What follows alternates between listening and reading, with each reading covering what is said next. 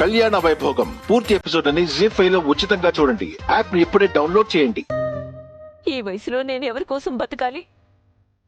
మీరే లేనప్పుడు నేనెందుకు ప్రాణాలతో ఉండాలి?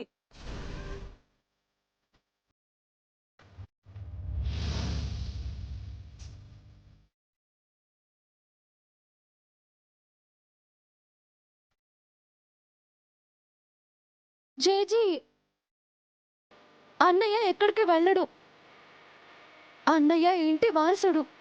నీకు ఎంతో ఇష్టమైన సూర్యదేవర జయసూర్య అలివేలు మంగ తయారుల ముద్దుల కొడుకు ఇక్కడే ఉంటాడు. నీ వంశాన్ని నిలబెడతాడు.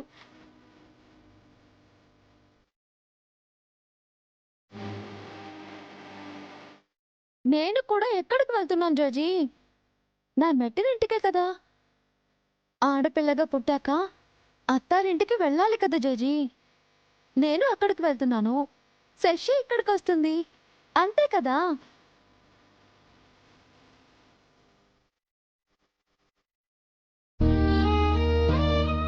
అన్నయ్య, తాతయ్య అమ్మమ్మ నన్నేమీ అనలేదు. వాళ్ళు మంచి విషయమే చెప్పారు.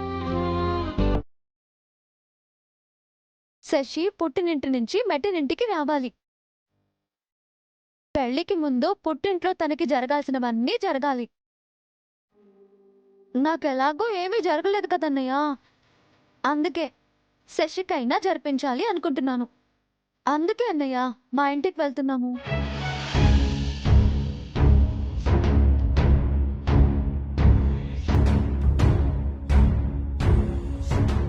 ఇక్కడ చేస్తే ఒకటి, అక్కడ చేస్తే ఒకటా దివ్య? ఎక్కడ చేస్తే ఏమవుతుంది? అన్నయ్య, సాంప్రదాయం సాంప్రదాయమే. తాతయ్య అమ్మమ్మ చెప్పింది ఆ సాంప్రదాయం గురించే. అయినా ఇది నా ఇల్లు కాదన్నయ్య, శశి ఇల్లు కూడా కాదు. పెళ్ళయ్యాకే శశికి ఇది తనిల్లు అవుతుంది. నాకు పెళ్ళైపోయింది కాబట్టి ఆ ఇల్లే నా ఇల్లు. అర్థం చేసుకో.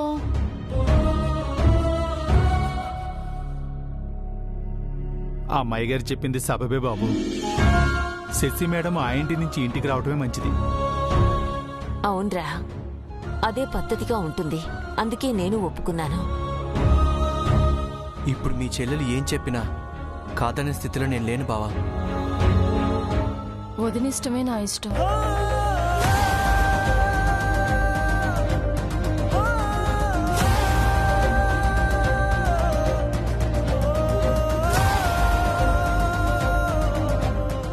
ఏంటన్నయ్యా ఇంతమంది ఓకే అంటున్నారు, నువ్వు కూడా ఊ అనన్నయ్యా. సంతోషంగా దివ్య, వెళ్తామనకూడదమ్మా, వెళ్ళొస్తామనాలి. అమ్మయ్యా, ఒప్పేసుకున్నావు. థ్యాంక్ యూ అన్నయ్య. కళ్యాణ వైభోగం పూర్తి ఎపిసోడ్ అని జీ5 లో ఉచితంగా చూడండి. యాప్ ని ఇప్పుడే డౌన్లోడ్ చేయండి.